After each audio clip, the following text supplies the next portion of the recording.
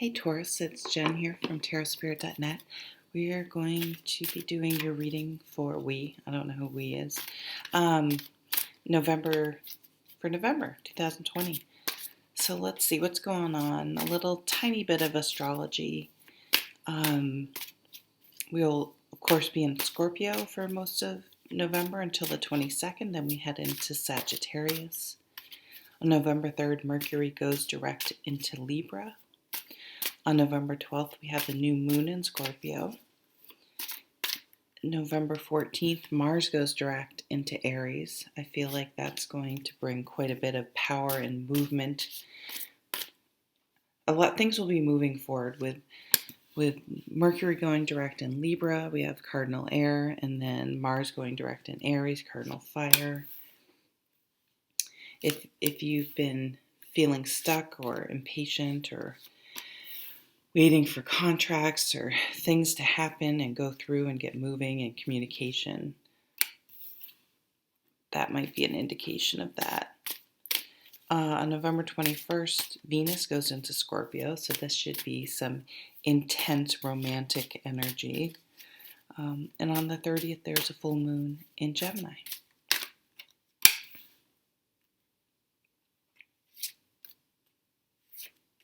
About this one. I don't know what this spread is. It just sort of happened in the first reading, and it's just kind of 4 pairs and an overall card. What's on the bottom here? Ooh, nice. 10 of Pentacles. Richness, legacy, inheritance, many generations, a solid foundation. I said many generations. I find this card can come up around property, just because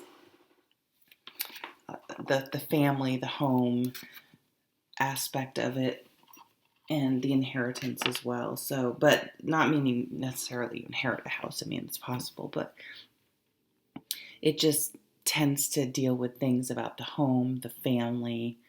You could be trying to just solidify if you're doing any Thanksgiving or anything like that, plans, or, holiday plans. You could be reconnecting with someone from your childhood. I don't usually get that from this card, but that just came up. All right, let's look and see what else we got here. Oh, the 8 of Pentacles. Nice. So a lot of, I'm doing Taurus. So already a lot of earth energy. This is your energy. Probably you do want to stay pretty grounded this month. Work on that. Be mindful of it, I guess, because of that, the air and fire energy. Yeah, everything I mentioned. Scorpio's water, lots of Scorpio, Gemini's air, Libra's air, Aries is fire, all the masculine, action-oriented signs, which is fine, but for a earth sign, it's a lot. We're a lot. I'm a lot of air and fire. I know, we're a lot. So this is finding ways to stay grounded, doing things that really you feel present when you're doing them, working on your craft. You might be at home a lot too, working on your home, fixing something in your home. You could be getting it ready to sell, or if you moved into a new house, sort of. But I also see you sitting with a new space. So maybe if maybe if you've been working from home, you've just been sitting at the kitchen table or something. And now, since things looks like we're not going anywhere anytime soon, if you work from home person like I am, maybe you're thinking, maybe I need to invest in an actual good chair that's comfortable, or a better workspace, or just make it, dress it up some, make it feel more homey, more comfortable, and things like that. Making a relaxing space, redecorating, painting, creative projects. So, when a lot of you guys are the tangible, earthbound things we can touch. So, something that people can see and touch may be changing. You may be revamping in your space. Could have been like a Mercury retrograde thing. You're revisiting your space. King of Wands. This was out for Cancer. So this is that Aries energy with Mars going direct in Aries, that cardinal fire sign. Doesn't have to be, could be Leo, Sag. What's really great about the King of Wands is this energy brings us the energy to see things through to the end. Something we're fired up about, we're excited about, we're passionate about. I mean, you guys don't usually need that type of, you don't tend to struggle with seeing things through to the end. That's one of the great pluses of the earth signs is they have perseverance and they're slow and steady wins the race. So you might get a little bit of a push though, a little bit more energy to push across the finish line or to get things done. So I see that as being a really useful energy for you guys in November. If you've had a creative plan, a creative idea, if you've always wanted to write, you might be really inspired. He's very inspiring and enthusiastic and motivated. You might get a creative idea to finally put pen to paper, or I guess it's fingers to keyboard now, but you know what I'm saying. But that's a metaphor for anything. You might be really inspired by maybe you found a new sort of hobby or passion. I kind of hate to say hobby because that makes it sound trivial, and I don't mean it that way. You have a direction. I feel like you have a new direction. There's something about a legacy and something like maybe it's something a grandparent did, whether they're here or not. Maybe you're picking up something a grandparent did, or if any of you are in like a relative's home that you purchased, maybe, I don't know, a space like maybe they had a special place like a special office or a special studio that you're fixing up.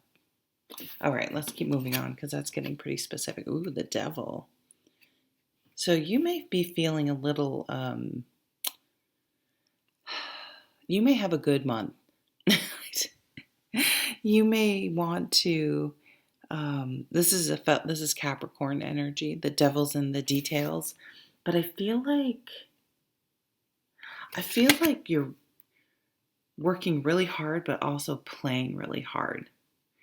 And maybe somehow that is inspiring you and it's like, I don't know, getting high and painting, right? Something like that. I'm not promoting that. I live in Vermont, it's legal, so that's just doesn't mean that particular thing, but somehow or some experience. And it's not even that it's wrong, but it's like society makes it sort of taboo, which makes it kind of feel a little more exciting, whether it is or should be or not. And it sort of sparks something. I think you may be really attracted to someone. Let's see what we get. 6 of Swords. Well, maybe you're getting away from a devil type energy or away from a Capricorn. And maybe that's kind of exciting for you actually, because okay, so if you're splitting from someone, could be a roommate, could be a romantic partner, whatever. I feel like it might be a romantic partner. you're going to feel so relieved. You're not going to realize how I think you felt smothered. Their presence became almost like the way a Sag would feel. Sagittarians don't like being tied down or felt like they're being tied down. So if you have any Sag in your chart too, their presence became oppressive. It's somehow like the energy just changed, and it felt. And I mean, that could be, you could just be the person wasn't the right person. You could have commitment issues. They could have commit. I mean, who knows? It can go any sort of way, um, but I almost see you jumping back into like now maybe you just want to um, date, we'll say. Is that a nice way to say it? And not be tied down to anyone. So having sort of just your freedom back and just to be out dating and meeting people. The Wheel of Fortune, someone else had this. I think it's similar imagery to this Ten of Pentacles, which is interesting. I think the world, though, often, has imagery like the wheel. Staying grounded, staying centered, things changing, fortune. So, I mean, with the Wheel of Fortune, Ten of Pentacles is definitely some sort of potential windfall, a chunk of money, a win, something like that, a payoff, something I don't know if it's, well, I don't know if it's unexpected, but I'm not sure. Let's see what other cards come out. So what goes with that wheel? It will lighten your load. It will lighten your burden. The wheel, something's coming in. The wheel is coming in, and it will lighten your load. You're relieving yourself. So maybe this is that person. Or the devil can be any sort of our inner demons or bad behavior, but someone or something has become a burden and it's not serving you well for whatever reason. And so the Ten of Wands, I always envision this person dropping all of these wands, just throwing them to the ground and resting and looking and saying, well, those 6 wands aren't even mine to carry, and just picking up what is truly theirs and leaving the rest and moving on much lighter and freer, because I see you having more energy. Damn, the wish card. Cancer got the wish card. You're getting, I know I shuffle the deck really well. The wish card. Let's see, what do you wish? Page of Pentacles, a new job, an offer.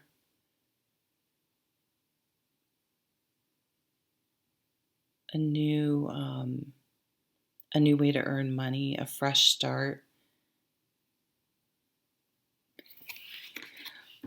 I see something that you do as a creative, or something you enjoy doing, whatever it is, that you could potentially, you want to make that into a hobby. So whatever I was saying, whatever came into your mind when I was talking about that original card about being a writer, working, honing your craft, your wish is that you wish, but not just a wish, because the Page of Pentacles is practical. You're starting to make your wish come true. You're putting pen to paper. You're starting to save. You're starting to make a plan and methodically and slowly, one step at a time, move towards your dream. Something, you may have felt something was holding you back from your dream, or didn't get your dream, or had different dreams that competed with what you really wanted. And so you may have had to make the call. You also may have new energy coming in in this, maybe a fire sign that is excited and does support it and has a completely different outlook in a way. Not that the other person was bad or wrong, or maybe not every. I mean, my son loves video games. I do like video games, so I can connect with him some, but uh, he has a guy that he works out with, who loves video games. So that's like someone he can talk to, someone he can really talk to and share. So it could be that type of someone, new comes in some capacity that really you can talk to about this and gets just as excited about it as you. What's this overall called? King of So air sign. This could be that point to that Mercury going direct in Libra on the 3rd. Also that full moon in Gemini. So let's talk about the moons. So the new moon in Scorpio on the 12th, that's in Scorpio because we're in Scorpio, fixed water sign. Another fixed sign, but can really get stuck in emotions, and I almost am getting a neediness. That was kind of what was potentially making you feel trapped. Because you're fixed, but this was like sinking you. But then the full moon in Gemini on the 30th. So that's a mutable air sign. That's a change of thinking. And it's almost as if you feel like moving forward, you either want a different type of person or you didn't like who you were in the relationship. And this could have been a past relationship. And moving forward, when you do settle down again, whenever that is, after you're done having your devil fun, you want someone. You don't want to become that person that you were with that person. And it could be for a million reasons. I mean, but you're going to kind of really think about that and hone in on why that was. And now that you look for something different in new situations, regardless of what area of your life. No, this, I want this other quality. I want this other experience. I don't want to go down the path I was before, because that just didn't work out for me. It didn't settle right. It didn't feel right. It didn't match with how I wanted to live. Okay, Taurus, so that's your reading for November. Thanks for watching. Take care.